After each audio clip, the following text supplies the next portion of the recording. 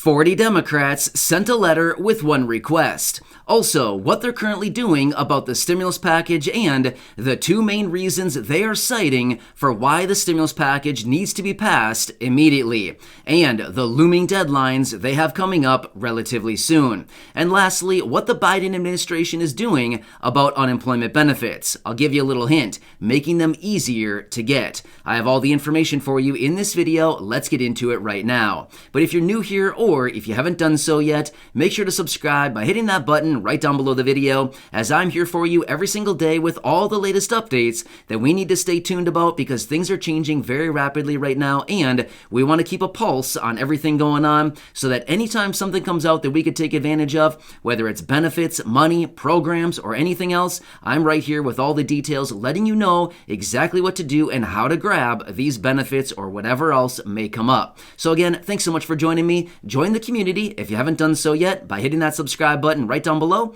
and let's get into it right away. All right, so let's quickly talk about what these 40 Democrats are writing this letter about and what they are requesting. So a group of 40 Democratic House representatives sent out a letter to Nancy Pelosi and Chuck Schumer calling on them to swiftly work on lowering prescription prices. Now, this is something that they actually agreed upon way back in November when they actually approved and passed through the Build Back Better agenda through the House of Representatives. Yes, that was way a long time ago, like 2.5 months ago that they passed that through. Then they sent it over to the Senate, and it's been sitting there ever since. But this group of 40 Democrats are coming forward saying that these two leaders, as in Nancy Pelosi and Chuck Schumer, need to work swiftly to get them to lower prescription prices, because there's a lot of people out there that are really struggling right now. And this is something that's very important, and they've already agreed on it in the House of Representatives. So that's something that's coming up. Also, one quick side note, and again, this video is not sponsored, but I'd like to tell you about this because this is actually something that's very important that was just launched about a week and a half, maybe 2 weeks ago. And according to what I've been seeing about this, a lot of people are saving a ton of money right now. So again, this is not sponsored. I just want to let you know, because from everything I've been reading, it looks like this is saving people a ton of money. So Mark Cuban, I think a lot of you know who he is, but he just launched that new website about a week and a half, maybe 2 weeks ago now. It is costplusdrugs.com. If you have generic prescriptions, you might want to check that out. According to what I've been reading, people are saving like hundreds and hundreds of dollars every single month.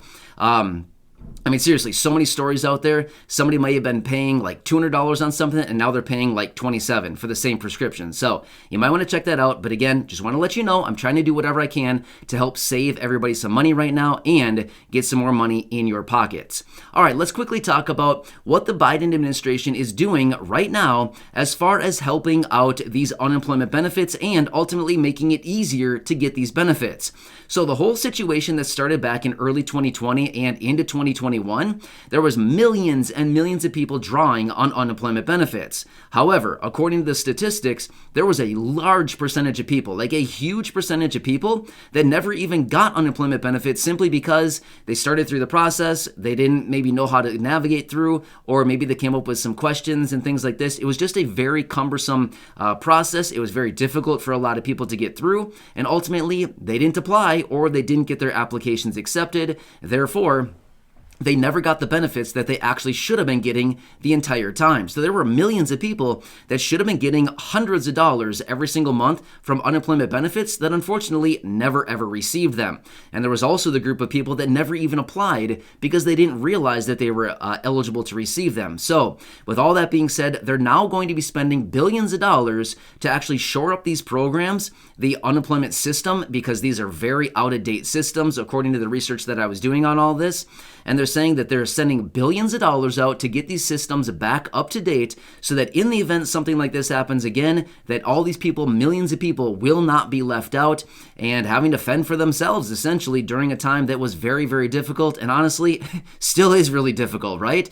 So it's nice that they're doing something about it. I know that may not pertain to everybody here in the community, but at the end of the day, if there's a program that we can possibly get benefits from, short-term money, things like that, of course, we want to make sure that that program is up to date so that we can apply and maybe get those in the event that we're in that situation, right? So something else that's very important. Also, Let's quickly talk about what's going on with this stimulus package and where they are currently standing with this thing and what they're now citing as the two major reasons for why they need to get this Build Back Better agenda done, the nearly $2 trillion package done quickly. This is going to be kind of funny, and see if you can spot the irony here with everything we're going to talk about right now. So they are citing two main reasons for why the Build Back Better agenda, the $2 trillion package, needs to be passed immediately. Can you guess? Yeah, you probably already know. Number one, COVID. Number two, inflation. I mean, seriously, really? We've been calling on them for months and months and months, calling on them for the exact same reasons, for another stimulus check. We've been asking them for a stimulus check for literally how many months now? A year probably? We've been banging on their door, asking them through letters and phone calls and emails. We've been asking them for a stimulus check to send out to the most vulnerable, highest risk people right now. And we've been citing all of this stuff going on. The COVID situation, it's not going away anytime soon, according to what we're seeing. Also, inflation is just eating people alive right now. And we've been asking them, please get us a stimulus check. And now here they come out with these statements saying, we've got to pass the Build Back Better agenda immediately because of COVID and inflation. Well, yeah, where have you been? We've been trying to tell you that for all this time now, right? Not only that, we've been trying to get them to pass a stimulus check. Now, here's the deal. In the stimulus package, just because it's called a stimulus package does not automatically mean that there's going to be a stimulus check within it. However, they continue to cite that these couple of reasons are why they need to get this thing done right away. They're also citing by Pramila Jayapal, which is one of the progressives in the House of Representatives. She's also citing that this time right now is more urgent than ever to get this package done since it's been stalled in the Senate here over the last month and a half or so, because of these reasons that we're talking about right here in this video. And of course, with everything else going on out there right now, people need relief. Again, yeah, where have you been? We've been telling you guys for so long now. Where has Congress been? Obviously, they haven't been listening, and obviously, they haven't been reading my letters, because if they would have been, they would have known all this 8 months ago when we started sending out the first letters asking them for another stimulus check. So here's what else is interesting going forward. And again, I don't take sides with my videos. I simply tell you the information. But it's starting to come out and it's starting to appear. I feel like if you did any research on your own and if you read about this, you would see this very clearly. It's not that hard to spot. But basically everything that's going to be going on between now through pretty much early November is unfortunately going to be political. The reason for that is that the midterm elections coming up and the election cycle starting here, pretty much everything going forward is going to be how can we get votes? And again, all parties do this. Everybody does this. It's all politicians that do this stuff. I'm not taking sides. I'm simply telling you this is what it's going to be. Going forward here, they're going to continue looking at all of this and saying, okay, what can we do to stack the odds in our favor that we continue to keep control or we gain control going forward in the midterm elections, right? So it's all going to be a big political game going forward. However, is that a bad thing? Not necessarily. It may be a good thing, and here's why. If they want to get on the side of the voters, which again, they need to appease us, right? They need to get us to get on their side and back them up. How can they do that? Well, they can certainly give us some things, right? Some free stuff, some money, some checks, some ongoing payments, something to give us relief and confidence in the economy, confidence in our lawmakers, confidence in the administration, confidence as a whole. If they can do that, they're probably going to win our votes, right? So that's what I'm saying is it's not necessarily a bad thing if it turns political, even though we all know by now, I mean, all of us have been around the block many, many times here. We know how all this happens. We've seen it happen year after year. Every time that there's an election cycle starting, it's all turns into this big political game, right? Who can talk out of both sides of their mouth at the same time is essentially what it comes down to, right? However, like I just said, it may not be the worst thing in the world because they may start to figure out, okay, we're trying to look for some votes here. What can we do to get some votes? Well, money always talks, right? Let's be real. Let's not beat around the bush here. Let's just say it how it is. Money talks, and you know what else walks, right? Yeah, right? So anyway, my point is we got to watch this very closely going forward. However, when it comes to the Build Back Better agenda, this $2 trillion package, they want to have this thing passed by an arbitrary deadline of March 1st. Now again, we've talked about this previously in a separate video, but why? Number one is because the president will be having the State of the Union address on March 1st in front of Congress. So that is reason number one. However, They also want to get this forward, getting done here going forward, is because the reasons that I just mentioned is because the whole COVID situation, inflation, people are struggling right now, and we are pretty much getting into the election cycle, and therefore they've got to get something done to prove to the people that, hey, everyone, check it out, we're doing something, we've got some money here coming for you. But again, they continue to talk about all these things that they want to do in this package, and they keep talking about all this relief going out. I've looked through the package. There's not a whole lot of relief. I'm just being honest with you. There's a lot of money in there to go out, but it's not a whole lot in the form of relief. In fact, there was 23 House representatives that also are backing up the movement of supporting the president and the administration to make sure that of all the provisions in the stimulus package, that the $550 billion of climate money stays in there regardless. So, kind of interesting that how all of these provisions in there they're willing to be flexible on, but they are hard-lined right on the $550 billion for the climate. Again, I like the climate. Don't get me wrong. I love the earth. I think it's cool. I mean, I like to breathe clean air, things like this. I think it's nice to drink some clean water every so often. But my point is kind of interesting how people are struggling, but yet they won't budge on the $550 billion for climate. Again, I don't know. The climate is very important, but again, people are struggling. What do you got? You got to kind of sometimes pick some priorities here. One other thought here too. One of the lawmakers came out, actually a couple lawmakers came out, and they're supporting this new idea of thinking that Joe Manchin should be the guy who actually writes the next stimulus package. Because they're saying Joe Manchin is pretty much the one person that's holding this whole thing up. Let's just give Joe Manchin the pen and let him be the guy who writes the next stimulus package.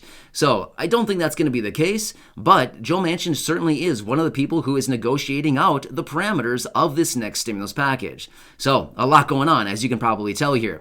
Let's quickly talk through a couple of key deadlines here, and then I'll let you go. Number one is February 18th. Now, this one is a key deadline because they need to work out the next spending bill, as in the federal government budget and the spending bill, to keep them funded through the end of the fiscal year, which is September 30th of this year. If they don't get that done by February 18th, number one, they would either need to pass a continuing resolution to keep the government funded at the current rate going forward for maybe another month and a half, maybe 2 months, just like they did this last time, or we potentially go into a government shutdown until they can figure something out. So, just like every time, there's a lot of drama going into the date, but prior to it actually coming forward, they probably will pass something, even if it just so happens to be a continuing resolution. So we've seen that happen so many times now. In fact, the end of the last fiscal year was September 30th of 2021, and they've been kicking the can down the road ever since. So as you can see here, they're already out multiple months now, and they haven't even done their homework yet. So right? So one of the key deadline is that March 1st date that they've drawn in the sand there, and they've said we've got to get this package done by the State of the Union address. That basically gives them 1 month, the shortest month of the year. It gives them 1 month to get things done here before that address out of the president and that line in the sand, which is just an arbitrary date that they've come up with to try to figure out the deal, the provisions of this package, and to get it fully passed through Congress. So that's what I have for you right now. Yeah, a lot going on, right? In fact, I have a whole pile of other information I want to talk about in the next video, so stay tuned for that one. I'm right here for you every single day. So subscribe down below if you haven't done so yet, so you don't miss any videos going forward, as there's a lot of things that are changing every single day. Also, feel free to share this video or any others here on the channel with your friends, family, and social media. And make sure to stay tuned, as Corey, my wife, will be back here in just a minute with the new updated list of shoutouts for those names that are pulled right out of the fan club. If you're interested in checking out the fan club, there's a link down below in the description. Otherwise, at the top of the comment section as well, you can check it out there. So with that being said, Corey, take it away, and she will read all of the new updated shoutouts right here in the video, and there will be more in the next video. So stay tuned, subscribe down below, and Corey, it's all you, and I'll see you again soon. All right, Corey, take it away. See ya. We are happy to shout out Stephen Hart, Linnea Hansen, Jerry Gillespie, Autumn McCurdy, Jean Allen, John Miller, and Janet Miller. Thank you for being members of the fan club.